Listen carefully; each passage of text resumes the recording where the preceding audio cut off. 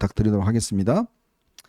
자, 민주당의 진짜 이 탄핵 관련된 행태 지금 보니까요. 정청래가 헌법과 지금 관련 법을 다 어기고 원래 이게 대통령 탄핵은 이런 방식으로 처리를 할 수가 없습니다.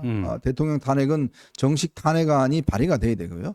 그러면서 이게 뭐 열리든지 해야 되는데 지금은 국민청원이라는 이 비상식적인 방법을 동원해서 마치 탄핵 지금 청문회를 뭐 19일 날 26일 날 하겠다는 거 아니겠습니까? 그렇죠. 증인만 36명 지금 신청을 해서 뭐 밀어붙이겠다는 것인데 근데 오늘 윤석열 대통령 탄핵을 반대하는 청원 5만 명을 돌파를 했습니다. 5만 명을 돌파했고 이게 하루 만에 그렇게 된 건가요? 아, 그렇죠. 네.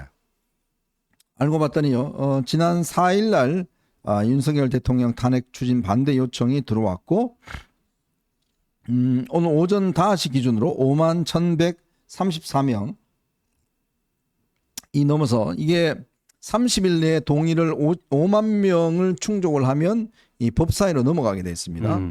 그런데 이거를 지금 한 분을 보니까 이종배 서울시의원이 아마 처음으로 시작을 한 것 같습니다. 네. 이종배 서울시의원이 이재명 사람 살리기 위해서 한 사람 살리기 위해서 대통령을 하겠다는 정신 나간 민주당의 끔찍한 독재에 맞서 탄핵 반대 청원을 시작했습니다. 불법 탄핵 세력으로부터 민주주의와 법치주의를 지켜주십시오라는 이름으로 인해서 이 탄핵안을 낸 것 같습니다. 그러면서 더불어민주당과 문재인 정권은 지난 5년 동안 국가 채무 400조를 이상 증가시켜 국가 채무 1,000조 원 시대를 열고 우리 미래 세대에게 빚폭탄을 하겠다. 이렇게 무너지는 내린 대한민국을 다시 이렇게 세우고 잿빛 미래를 장밋빛으로 돌려놓은 윤석열 정부다. 그러면서 IMD 세계 경쟁력 영감 순위가 2023년보다 8단계나 오른 20위로 집계됐다. 자, 이렇게 이야기를 했고요. 또 윤석열 정부는 세계적인 경제 위기의 파도를 잘 극복하기 위해 인기가 없더라도 노동개혁, 교육개혁, 연금개혁이라는 과제를 묵묵히 수행하고 있다.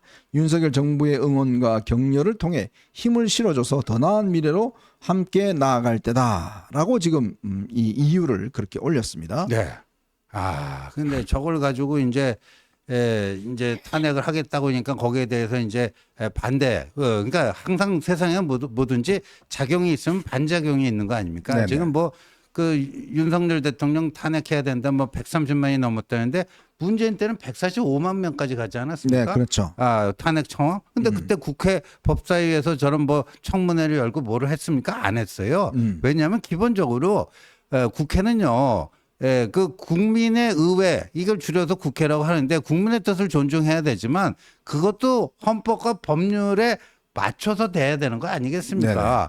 뭐 국민의 이름으로 뭐 아무거나 막 던져. 요새 뭐 원희룡 후보가 뭐 아무거나 막 던져 뭐 그 의혹 제기하듯이 택도 안 되는 거 갖고 윤석열 대통령 탄핵하겠다. 그 탄핵 사유 5가지 중에 뭐 후쿠시마 오염수 방류를 허용했다. 대북 확성기 들어와서 전쟁 위기를 고조시켰다. 제3자 변제 방식으로 위안부 할머니들의 명예를 훼손했다. 뭐 이런 거 갖고 지금 탄핵 사유로 삼는 거 아니에요. 그러니까 네. 그 작용에 대해서 이제 반작용이 이제 드디어 나온 거고요. 하루 만에 이 정도가 되면요. 이게 그러면 이게 또 이제 새싸움이 붙을 것 같아요. 우리가 그러면 쟤들 135 뭐 하면 우리도 그거 뭐 하자. 이런 참 쓸데없는 짓을 해야 되는 대한민국이 지금 오늘도 나오잖아요. 예를 들면 반도체 경쟁하는데 이런 걸 해야죠. 그죠? 네. 자, 그러다 보니까 이제 정청래가 그러면 좋다. 이것도 청문회 하자. 뭐 또 이렇게 나가고 있는 것 같아요. 이거 뭐 청문회 거리도 되지도 않고, 그러니까 이거는 새만 보여주면 될 것 같습니다. 어차피 청문회 뭐 이루어지지도 않습니다. 그 증인들 출석하지도 않을 것이고, 출석해봐야 지가 뭐 뭘 하겠습니까? 그리고 지금 당 내에서도 지금 정청래에 대한 지금 비판론이 상당히 있다고 그래요. 지금 이것 때문에 사실은 이 정청래가 이런 것 때문에 이재명의 출마 선언도 빛이 발해버리고 또 지금 민주당의 저런 여러 가지 행동들이 보면 정청래 저런 행동 때문에 지금 되고 또 정청래가 법사위에서 완전히 폭군처럼 하고 있답니다. 그러니까 여당에 대해서 그러는 게 아니라 야당 내에 대해서도 완전히 폭군처럼 하고 있대요. 그러니까 막 일정들 막 짜고 지가 완전히 이게 사람이란 게요. 어떤 감이 안 되는 사람이 자신보다 훨씬 능력보다 높은 권력을 잡게 되면 권력을 행사하고 싶은 거예요. 그러니까 막 본인이 막 자기 소속당 의원들 군기 잡고 막 일정 막 빡빡하게 하고 뭐 이런 거를 막 주도하고 한대요. 네. 말도 못하게 하고. 아. 이제 그러니까 내부에서는 이제 이게 막 거의 폭발 지경이랍니다. 아. 그러니까 여당 의원들한테만 저러는 게 아니라 야당 자기 당 의원들한테도 저러고 있으니 왜냐하면 정청래 입장에서는 이번에 한번 떠야 되거든요. 이번에 떠서 서울시장 나가야 되거든요. 아, 서울시장. 서울시장을 지금 노리고 있습니다. 서울시장을 노리고 있는데 그래서 이제 우상호한테도 너 나오지 마라 당신 형 나오지 마. 나 나갈 테야 라고 아주 공식적으로 선언하고 저 행동은 결국은 지방선거에 서울시장을 나오기 위한 사실상의 선거운동 행동이에요. 그럼 뭐 딱 보면 이제 꼴 보이는 것인데. 우리 현장님한테 딱 걸렸네. 아, 저건 근데 뭐 정청래가 정청래 속에도가 있으니까요. 예, 참 서울시장 참 마포에서 보수 파곤장 하던 분이 서울시장 되면 참 진짜 예. 꿈은 이루어진다 또 그렇게 얘기하겠네요. 예. 그러니까 이제 개딸들의 지지를 동원해서 하겠다는데 뭐 땡큐죠. 저는 정청래가 서울 나오면 서울 시민이 수준을 너무 우습게 보는 거 아니에요? 그렇죠. 예?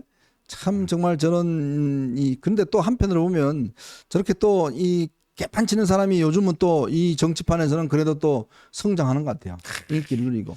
이게 이게 워낙 정치판 자체가 이제 비정상이니까. 네, 그러니까 비정상이다 보니까 정상인들은 참 저판에서 견디기가 쉽진 않죠, 사실. 예. 참 이 정청래의 어떤 이 완장질이 사실상 지금 당내에서도 굉장히 부담이 되고 있고 지금 뭐 되고 있지만 우리 입장에서는 뭐 괜찮은 것 같습니다. 괜찮은 것 같고 근데 어쨌든 국민의힘도 좀 이 뭐라고 할까요? 좀 싸움을 세게 붙어야 될 것 같습니다. 그냥 쉽게 쉽게 넘어가지 말고 네. 정청래에 대해서 좀 세게 붙을 수 있는 그런 전투력이 필요하지 않을까 그런 생각이 듭니다.